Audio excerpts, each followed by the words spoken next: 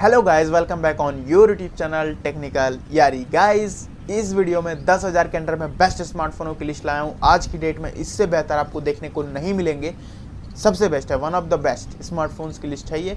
और आज जनवरी का जो 28 है, आज के डेट में इससे बेहतर आपको नहीं देखने को मिलेंगे इस प्राइस रेंज के हिसाब से। और इन लिस्टों को बनाने के लिए मैंने 3 चीज़ों का फोकस किया। पहला तो प्रोसेसर, दूसरा बैटरी, और उसके बाद मैंने कैमरा प्रीफर किया है, क्योंकि बजट रेंज में कैमरे को आप ज़्यादा प्रीफर देना भी ठीक नहीं है। बहुत ज़्यादा अच्छा कैमरा देखने को नहीं मिलता है, हाँ ठीक ठाक मिल जाता है।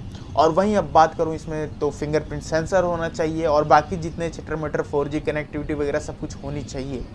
तो लिस्ट को शुरू करने से पहले एक रिक्वेस्ट, एक लाइक और एक सब्सक्राइब। चलिए शुरू करते हैं टेक की बात टेक्निकल यारी के साथ।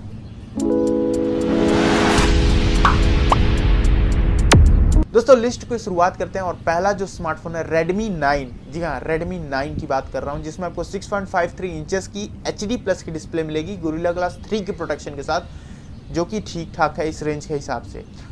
इसके कैमरे की बात करूं तो इसमें आपको 13 मेगापिक्सल 2 मेगापिक्सल का जो है रियर में डुअल कैमरा मिलेगा और फ्रंट में 5 मेगापिक्सल की सेल्फी मिलेगी, जो कि बजट रेंज के हिसाब से यही आपको मिलने वाला है हर एक स्मार्टफोनों में।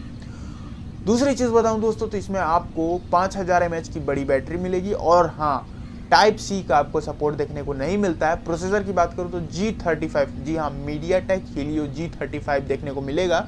और G35 बुरा प्रोसेसर नहीं है। मीडियाटेक में G का मतलब होता है गेमिंग, तो गेमिंग प्रोसेसर है। G35 उतना बुरा प्रोसेसर नहीं है। लेकिन 5वें नंबर पर रखने का रीज़न क्या है, तो आपको तो अब तक अंदाज़ा लग ही गया होगा। पहला तो इसमें टाइप सी का ना होना, बैटरी अच्छी है, टाइप सी होना चाहिए था। दूसरी चीज़, इसमें फुल HD प्लस का ना होना, फुल HD प्लस डिस्प्ले होनी चाहिए थी इस रेंज के हिसाब से। 10,000 बहुत बड़ी बात होती है। ये आपको अप्रॉक्स 8,000 के करीब मिलेगा, 8,500 9,000 के करीब। तो इस रेंज के हिसाब से मुझे लगता है कि आपको यहाँ पे फुल HD प्लस डिस्प्ले देनी चाहिए थी। हाँ, फिंगरप्रिंट सेंसर आपको देखने को जरूर मिल जाता है इसमें, उसमें कोई दिक्कत नहीं होने वाली है। और प्राइस बता ही दिया। लेकिन अभी हम चौथे नंबर पे नहीं जाएंगे, क्योंकि इसी का जो एक भाई है, जुड़वा भाई, पोको C3। जी हाँ, एकदम सेम इसी का डिक्टो आपको पोको C3 में भी देखने को मिल जाता है। तो आप इन दोनों स्मार्टफोनों को 5वें नंबर पर मैं रख रहा हूँ। अब इन दोनों स्मार्टफोनों में से आपको डिज़ाइन लुक वाइज कैसा लगता है, कौन सा स्मार्टफोन, आप उधर शिफ्ट हो सकते हो, इसमें कोई दिक्कत होने वाली बात नहीं है। जी हाँ, Redmi 9 और मैं पोको C3 को एक दूसरे का भाई ही समझ रहा हूँ। चौथे नंबर पर जो हमारा स्मार्टफोन है वो है Realme का C3, जिसमें आपको 6.5 इंचेस की HD प्लस की डिस्प्ले गोरिल्ला ग्लास के साथ मिलेगी। प्रोसेसर की बात करूँ तो G70 का प्रोसेसर मिलेगा। जी हाँ, गेमिंग का प्रोसेसर मीडियाटेक हीलियो G35 अब तक आपने देखा था, अब ये 70 है, G70 एक नेक्स्ट लेवल का प्रोसेसर मिलेगा। और इसमें आपको फिंगरप्रिंट सेंसर नहीं देखने को मिलता है, ये एक इसकी बड़ी कमी है। लेकिन इसके प्रोसेसर की वजह से मैंने इसे चौथे नंबर पर रखा है, अदरवाइज जो 5वें नंबर पर है वो अभी तक चौथे नंबर पर होना चाहिए था। इसमें आपको और बात करूं तो इसमें आपको कैमरे की बात करूं तो इसमें 12 मेगापिक्सल और 2 मेगापिक्सल का प्राइमरी सेंसर रियर में मिलेगा और फ्रंट में आपको 5 मेगापिक्सल की सेल्फी मिलेगी। 5000 mAh की बड़ी बैटरी है और इसमें टाइप सी देखने को नहीं मिलता है, इसीलिए इसको चौथे नंबर पर रखा गया है। और ये आपको लगभग 8,000 रुपये के करीब मार्केट में मिल जाएगा। तो इसको आप मैंने चौथे नंबर पर लिस्ट किया हुआ है। ठीक है, फ़ोन अच्छा है, बहुत एक्सीलेंट भी नहीं है, बुरा भी नहीं है। दोस्तों लिस्ट में जो हमारा तीसरा स्मार्टफोन है वो है Realme का Narzo 10A। जी हाँ, 10A। एक्चुअली इसको 10A में मैं इसको मैं तीसरे नंबर पे क्यों रखा हूँ, इसकी पहले तो स्पेक्स आप जान लो। इसमें आपको 6.5 इंच की HD प्लस की डिस्प्ले दिखेगी। ठीक है, HD प्लस तो है भाई, इतनी ही मिलने वाली है बजट में, लेकिन एक तो स्मार्टफोन है जिसमें फुल HD प्लस दिखने को मिलेगी। और इसकी स्पेक्स की बात करो तो इसमें आपको G70 का ही प्रोसेसर देखने को मिलता है। कैमरे की बात करो तो 12 मेगापिक्सल 2 मेगापिक्सल और 2 मेगापिक्सल ट्रिपल कैमरा रियर में मिलेगा और फ्रंट में 5 मेगापिक्सल की सेल्फी देखने को मिलेगी। बैटरी की बात करो तो 5000 mAh की बैटरी देखने को मिलेगी। और सबसे अच्छी बात, इसमें आपको टाइप सी देखने को मिल जाता है। और इसमें आपको हाँ, डिस्प्ले में आपको गोरिल्ला ग्लास की प्रोटेक्शन देखने को मिलती है। फिंगरप्रिंट सेंसर भी यहाँ पे अवेलेबल होगा। तो ओवरऑल देखा जाए तो ये फ़ोन ठीक ठाक है, कॉम्पैक्ट स्मार्टफोन है, सारी चीज़ें ठीक ठाक अवेलेबल हैं प्राइस रेंज के हिसाब से। ये फ़ोन लगभग 9300-9400 मतलब कि 9,500 के करीब आपको देखने को लगभग मिल जाएगा मार्केट में। ऑफर में 9,000 में भी मिल सकता है।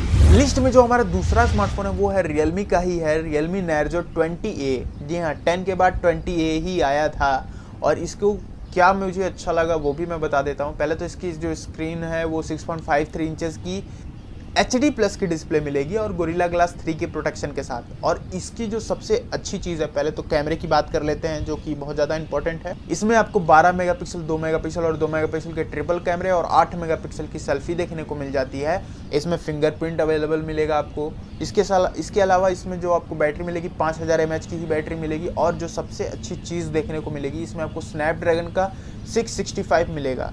Actually 665 is great processor in this budget.